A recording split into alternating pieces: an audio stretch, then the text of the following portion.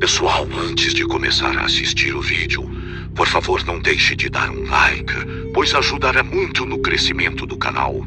E se por acaso gostar do conteúdo, não deixem de se inscrever e ativar o sininho para não perder os próximos vídeos. Dado o recado, vamos para o relato.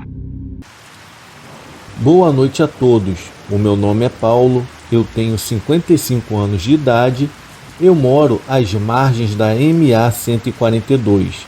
É uma rodovia que liga a BR de São Luís ao município de Rosário. Desde pequeno presenciava inúmeros acidentes.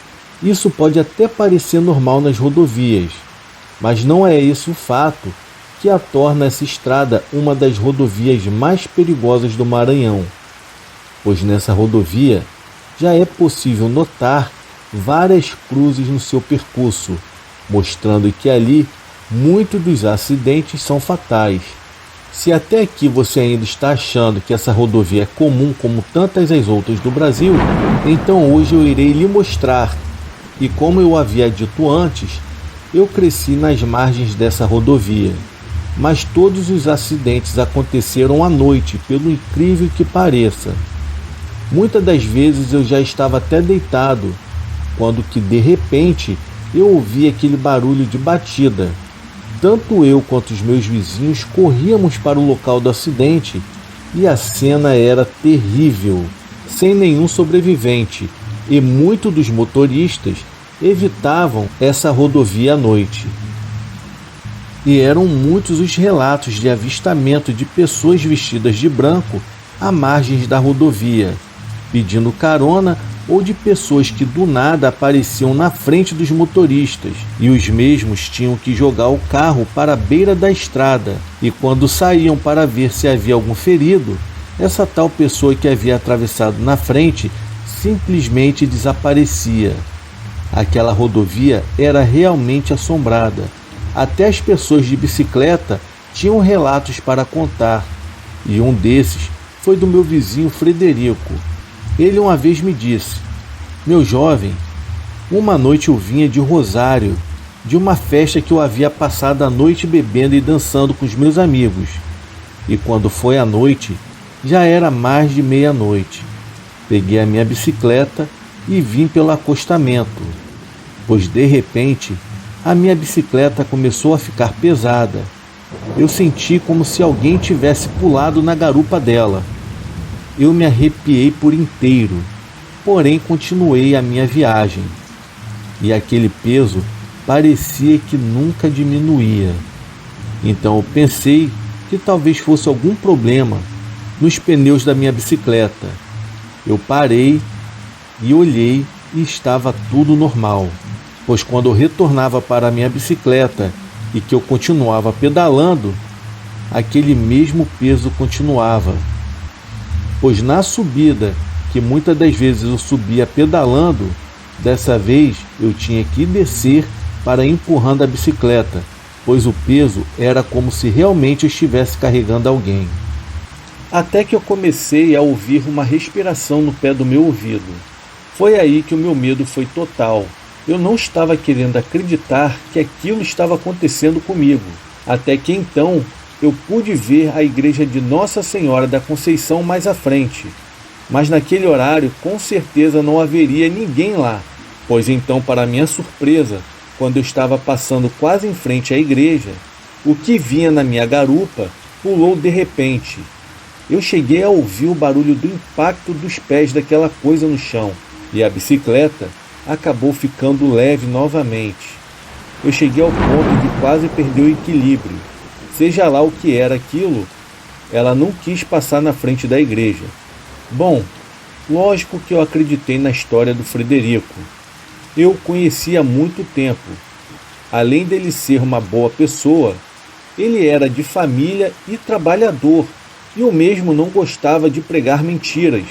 Depois disso, aconteceu naquela mesma rodovia um acidente terrível e fatal.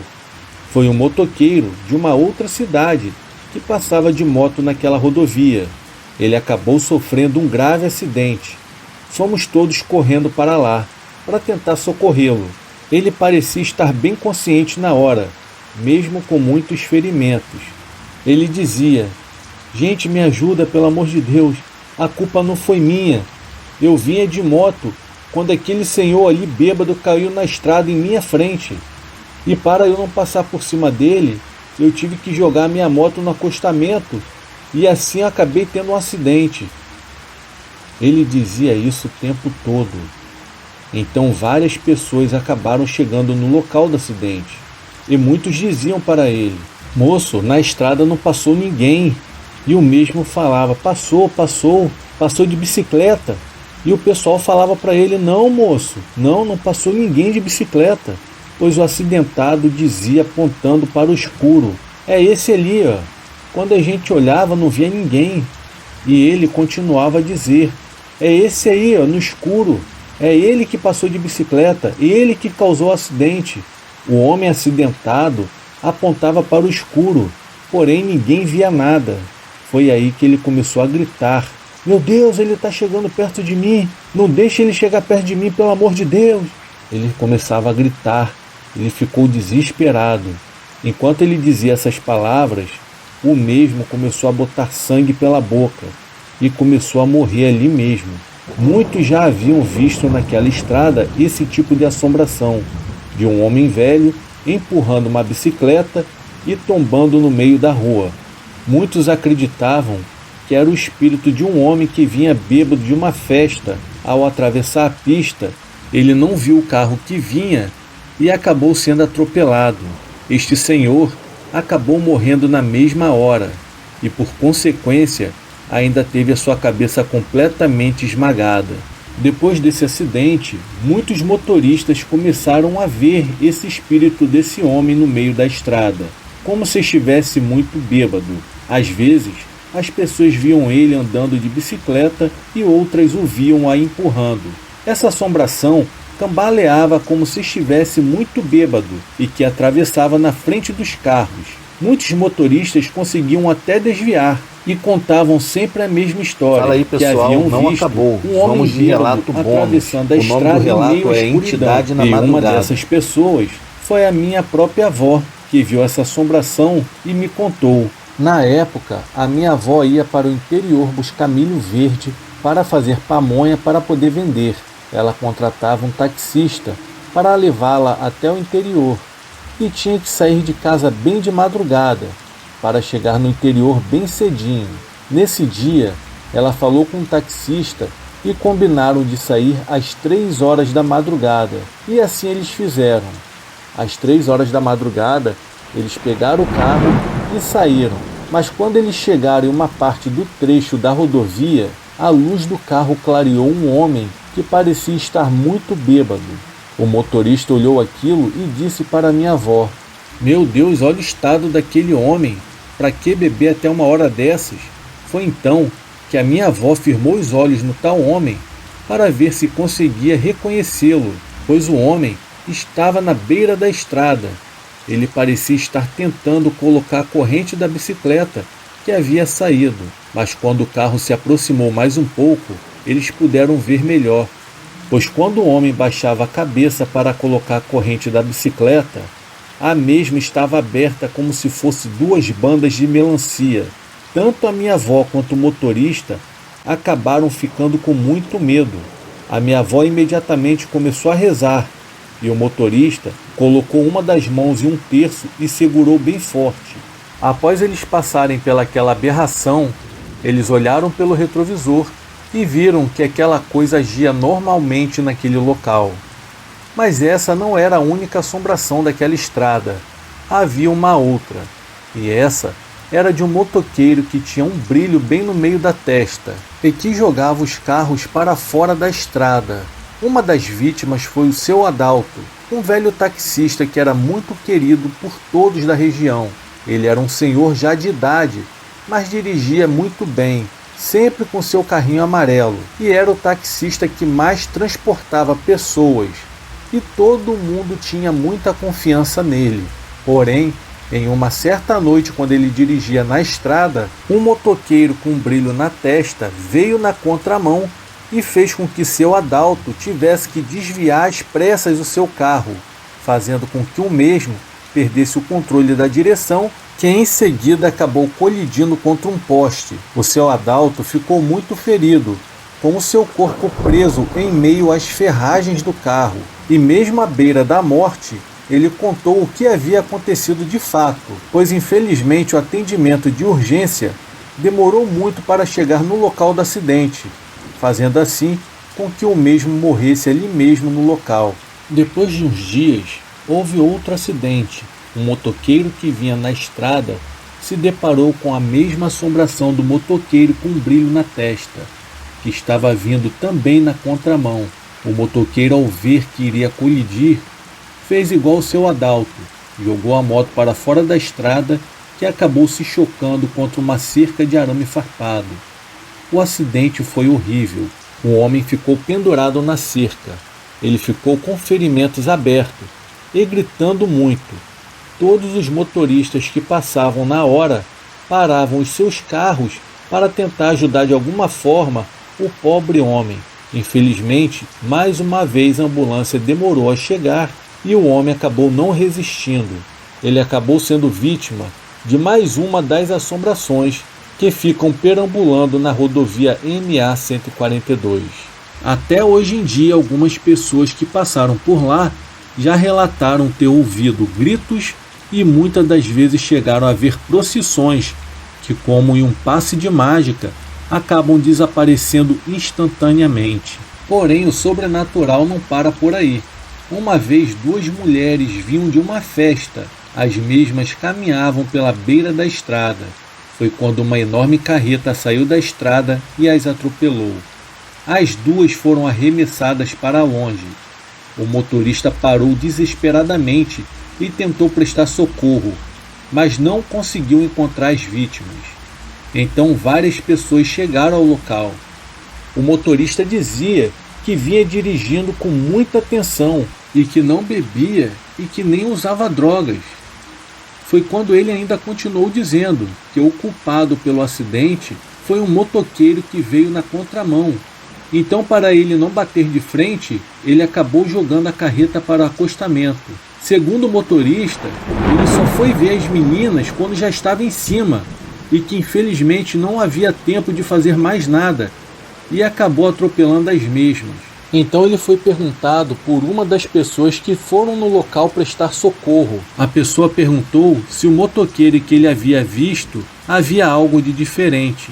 Então o motorista falou que sim, que ele tinha uma coisa que brilhava na testa. Então todos que estavam ali presentes começaram a imaginar que pudesse ser a tal assombração do motoqueiro que sempre causava os acidentes.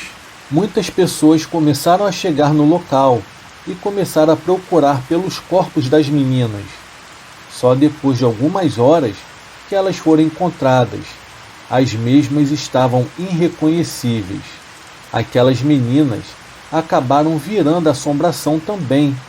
Elas começaram a fazer parte daquela estrada, pois muitos motoristas diziam que haviam duas mulheres que sempre pediam carona na beira da estrada, e quando eles paravam para dar a carona, elas entravam e durante a viagem as mesmas ficavam caladas, e quando falavam era bem pouco.